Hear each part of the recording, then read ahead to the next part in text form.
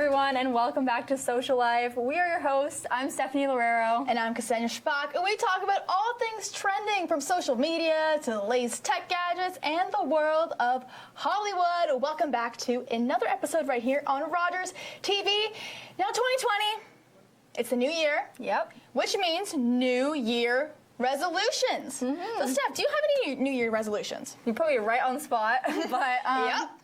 I do. I write them down every year. Right now, I don't remember them, but they're on my phone. I have them, I promise. So are they really resolutions? Yeah, they are, I promise. Okay, but how well do you keep your resolutions? What'd you say? I try to check back. I already forgot, so not so well so far.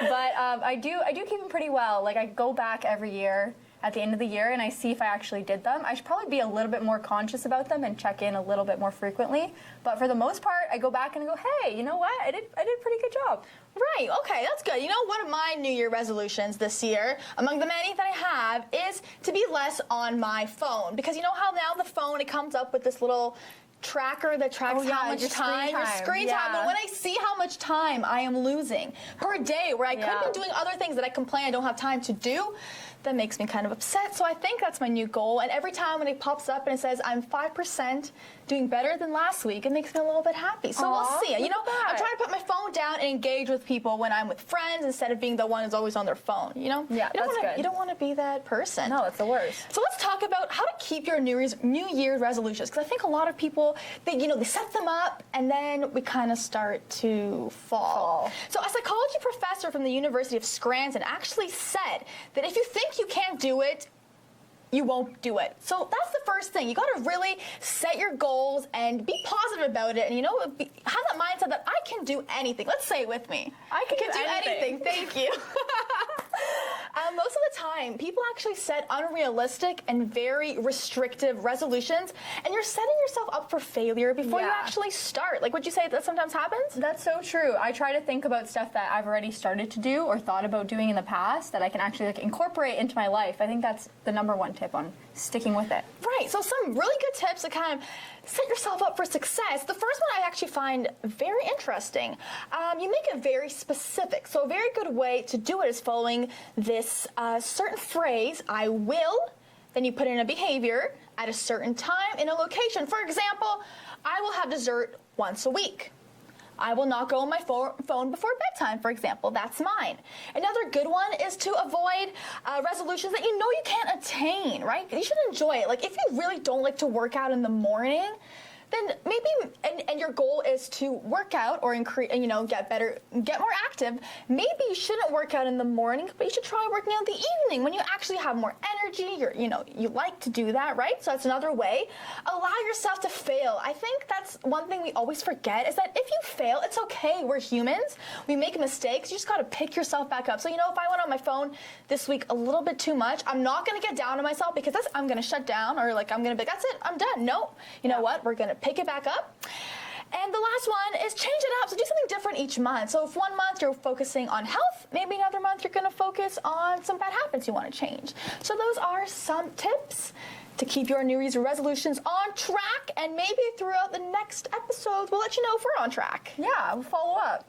But right now, let's see what's happening in entertainment.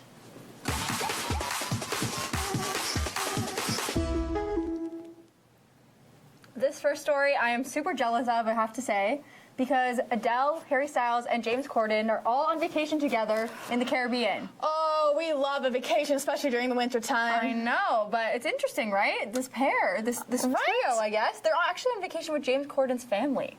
Okay, interesting. So he brought his friends Adele and Harry Styles casually with him on this trip. It's very cute. They've been seen hanging out, going to the beach, chilling, relaxing. Great for them. They're all British, I guess. Okay. So they have that it makes sense. I know, but it's kind of interesting. I would never have expected those three. I know. I didn't know that they were friends or close friends. They actually are, especially like at birthday parties and stuff. They're always going to each other's houses and things like that. All right. Yeah, so they're actually really close friends, interestingly enough. Okay. And Adele on the beach, she's looking amazing. Do we have a picture? Yeah, we do. She actually lost, reportedly, 42 pounds. Okay, I'm sorry. When I first saw that picture, I was like, why are you showing me some random person on vacation? I cannot believe that's Adele. I know. Wow. She looks so different. She looks great. She looks so different. She's always struggled with working out in the past because she hates going to the gym. I think a lot of people can relate to that. So now she has a personal trainer. She's lucky enough to afford it. It's the same trainer that trains J-Law and a lot of other celebrities. His name is Dalton Wong. So she's been working out at home with him, and it's working out really great for her. Oh, she's looking She fabulous. looks fire on the beach. That's right. And you know what? You kind of mentioned Harry Styles, and a really interesting and funny story was that on that same vacation, they went out to the restaurant, and Harry Styles left a beautiful tip on a bill that was only $470. You know how much he left? How much? $2,020 as a tip. So, you know, if I was that employee, nice. I would be so happy. So there it is. They posted that That is picture on real Instagram. nice. He wrote Happy New Year. But actually, Styles isn't the first celebrity to do so. On January 1st, Donnie Wahlberg and his wife, Jenny McCarthy, they stopped for breakfast at IHOP, and they left their server a $2,020 tip on their bill that was only $78. IHOP. I was going to say, how much could they possibly spend at IHOP? Right? $78, and then they left a $2,020 tip. So that kind of started the 2020 tip challenge. So everybody's encouraged to tip their version of 2020. So whether it's $20, $202, $2,020, You can pick. you can pick. So for them, they chose that. But actually, among the celebrities, they were not the first to start. Oh, really? Who started it? So this actually happened in Michigan.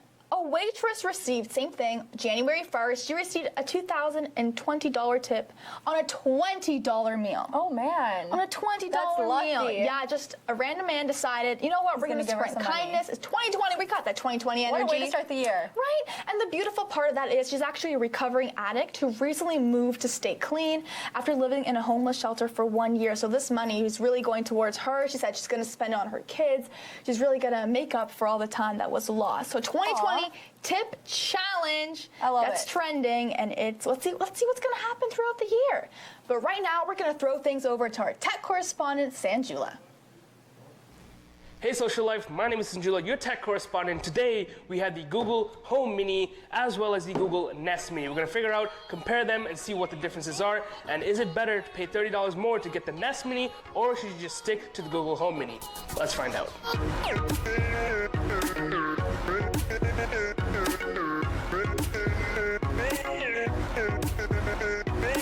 So inside the box comes the Google Home Mini itself. As you can see, you got a red velvet bottom to it. It's got the mute switch as well as a micro USB port. Inside the box, we have a quick start guide as well as a charger. The charger is currently not in the box because I already took it out, but that's pretty much everything that comes in the box. So putting the Google Home Mini to the side, we have the new Nest Mini, and let's unbox this. So I got my trusty knife right here. Let's just crack right into it. It's a very Apple-like box. Opening it up, inside we have the Google Nest Mini. Difference here, as you can see, from the Google Home Mini, it doesn't have that red bottom, and it actually has a hook, and you can actually mount it to a wall, which is pretty sick. And then the charge port's also a little different, so it uses a proprietary charge port versus the universal micro USB. And first impressions wise, they feel about the same. Honestly, looking at it like this, you can't really tell a difference, but they feel exactly the same. Inside the box, we have the proprietary charger, as well as that same Let's Get Started quick start guide. So as far as the unboxing goes, that is pretty much it. These are the two products. Let's get them set up and see how they sound.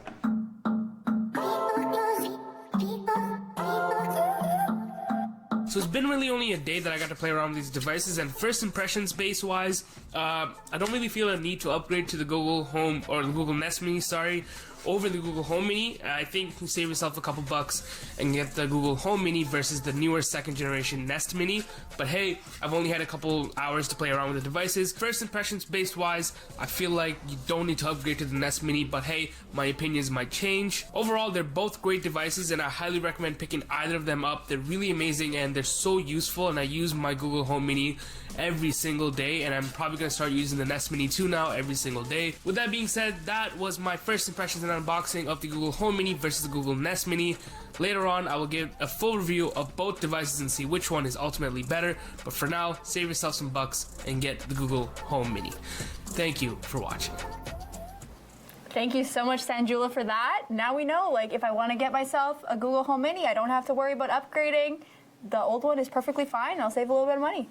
Perfect. There you go. Now let's jump into a viral story. I find this really fascinating. The TTC, we have it. Everybody goes on transit, right? Yeah. And there are a bunch of seats. Now, which seat do you pick? So earlier this year, a New York transit user posed a very tough question on Twitter, followed by a picture. Which is the best seat on the subway? So let's see if we can pull up that tweet right there. So this post went viral. It got over 19,000 likes, 13,000 replies. Everybody chimed in. So a Toronto resident decided to do the same thing with our beloved TTC. I don't know if you can call it beloved or not. Yeah. So the Toronto resident asked, which seat is your fave? So here you go. You have 1, 2, 3, and then 4 and 5. So Steph, which is your fave seat on the subway? Usually, I try to sit at 1. I think 1 is my favorite. 1. I agree. You know, 1, you can sleep at 1, okay? Yeah. If I get 1, I feel like You're cozy. You're cozy. There's a buffer room. Someone could probably sit over on 3 and not on 2. True. And then you can put your bag beside 1. You can like lean your head on it. That's like a no-no. Why? You put your bag on the seat?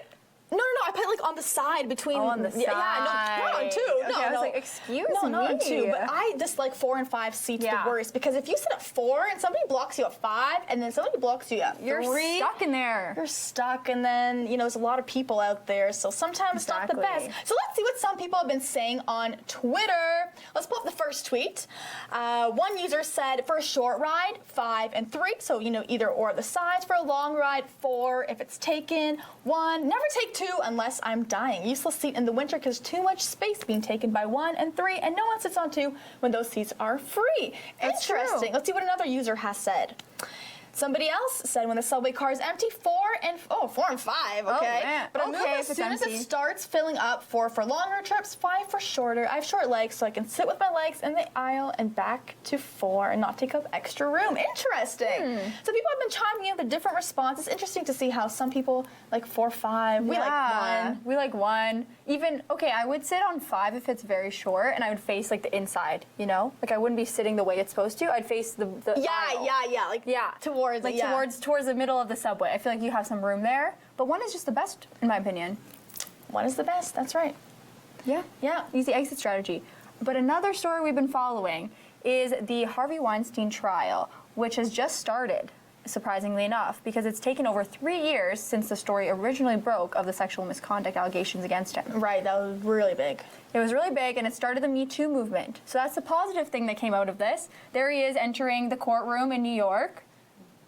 Yeah, there he goes. And, since then, 80 women have come forward and shared their stories.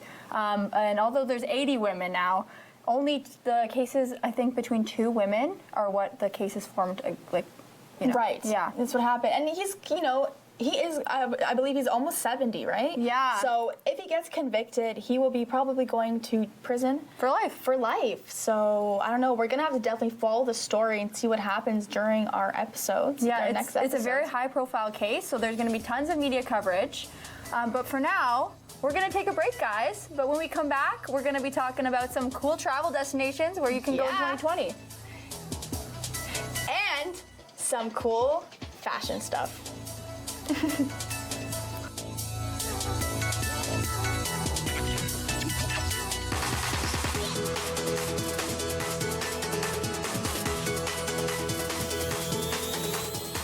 Welcome back to Social Life right here on Rogers TV. It's 2020. We're talking about all things trending, especially in travel. I love to travel. I love to travel as well. Do you have any destinations that you're planning to go to in 2020? I actually do. I just booked a trip today, actually, to Mexico. Ah, where in Mexico? We're going to the Riviera Maya. It's very exciting. So have you ever been? Yes, I have, but it's been a really long time since we've done an all-inclusive, so it'll be really fun. I'm very excited. That's exciting. And I know I want to go some places. I don't know where yet, so... Still very early. Yeah, still very early, but you know what? I'm going to give you a list, which is actually based on Bloomberg.com of their hottest travel destinations. So I picked just 5, but the list, there's plenty. So the first one, let's jump into northern Italy. I know that in 2019, we actually went to Italy, but we didn't go to the north part. But northern Italy is the place to go. Milan, for example, is the fashion capital. Yes. Or you got the Dolomites region. And they're actually busy preparing for 2026 Winter Olympics. Oh, very cool. So you might want to go, check it out, see what's happening there. April seems to be the most expensive time to go, and November is among the cheapest. So Okay. that kind of helps you plan your travel. But it's recommended to actually go between April and June because you get good weather. It's great for hiking in the far north.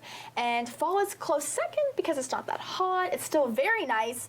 But during the summer, it can be so hot and Yeah. humid. And we know. Oh, yes, we know. We had some of the hottest days we've ever experienced in our lives in Italy in the summertime. Yep.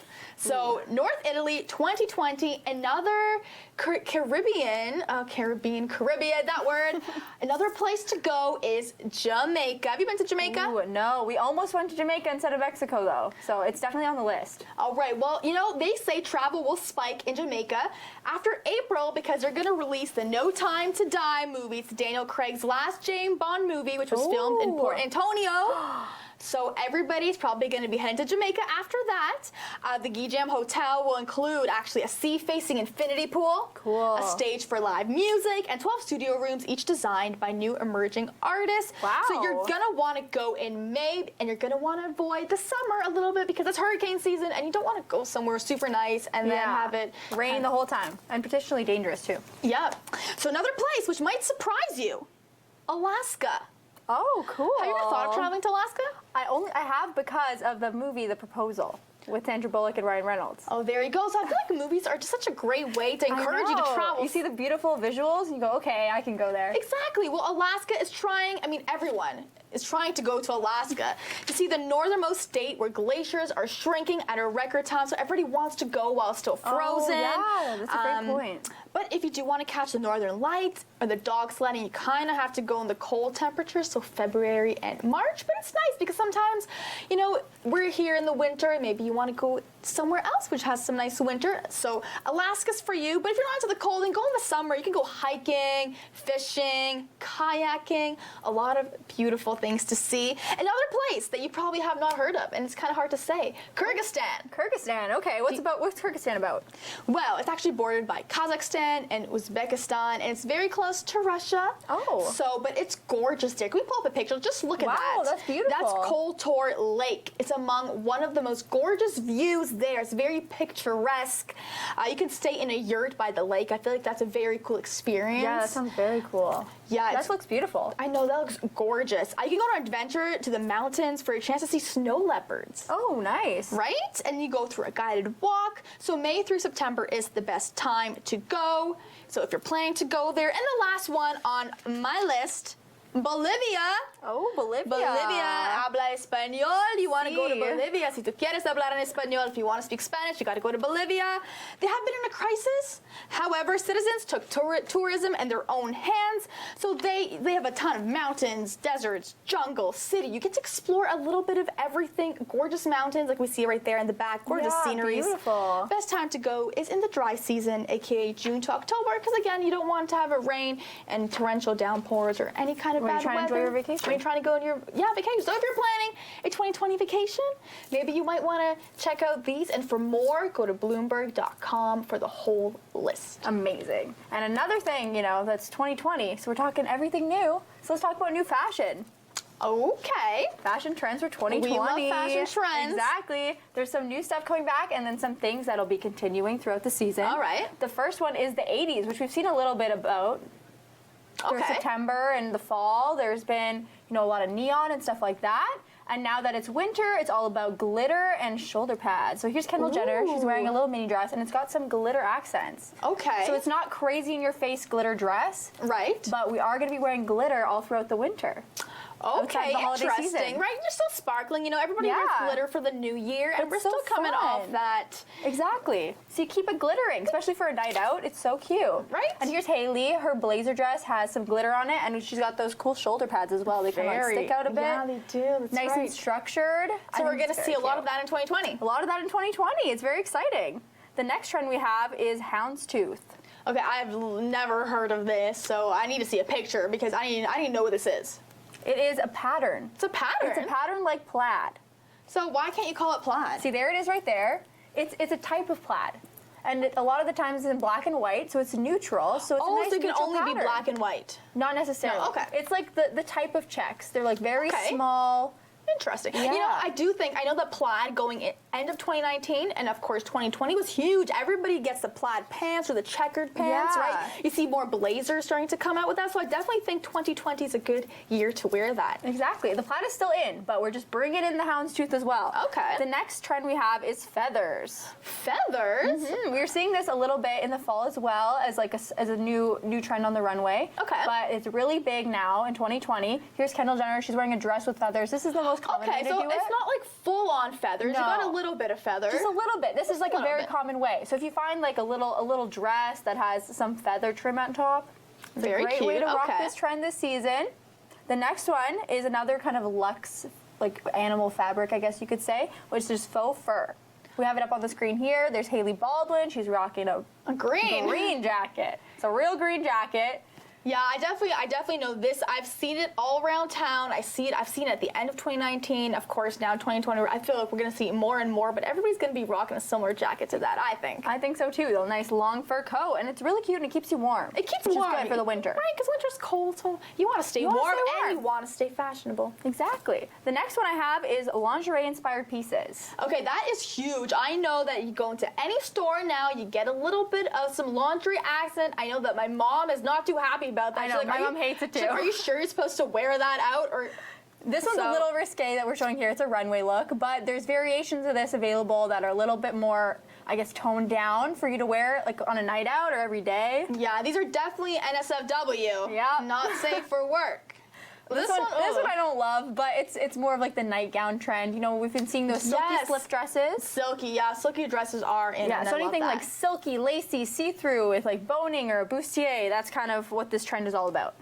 Oh, interesting. So which one is your favorite out of all of them, would you say, or like you're looking forward to the most? Out of all the trends, I do have some houndstooth already. Yeah, you do, I definitely. do, but I think I want to get some faux fur. I think I want to get a little faux fur. A little jacket of some a kind, coat. yeah. You know what I think also is really big, which is my favorite, and it's not on the list, so I don't know. I hope it's still gonna go in 2020. But leopard print or animal print. Oh yeah. I feel like I have a leopard print blazer. I got some dresses. I love it. I feel like the shoes. Oh my gosh, anything like leopard or snakeskin shoes. Just all about. Those are cool. Snake was really big for animal prints in the fall. In the so I don't fall, think yeah. it's gone necessarily. I hope not, because I But- have a lot of that in my closet. You so invested. I invested. All right, so now let's see what's happening in viral.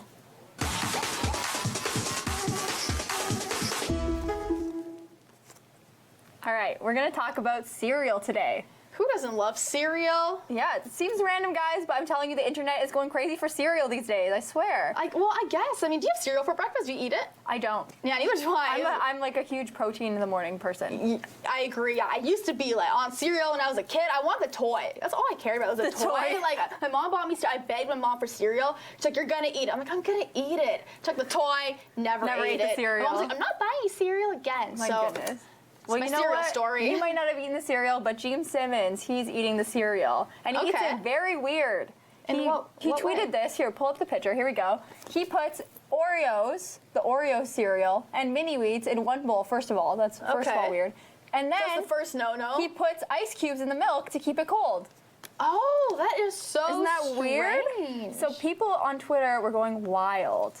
Oh, I could imagine, imagine, ice right? cubes in your cereal. I guess I understand you want to keep the milk cold, but is that pushing it? Is that like I know, like if the I don't know, the ice cubes would melt in there and make Then it it all makes it watery. watery. Oh, then I don't it's, know like, about soggy. that. It's I don't- weird. Let's pull up the first tweet.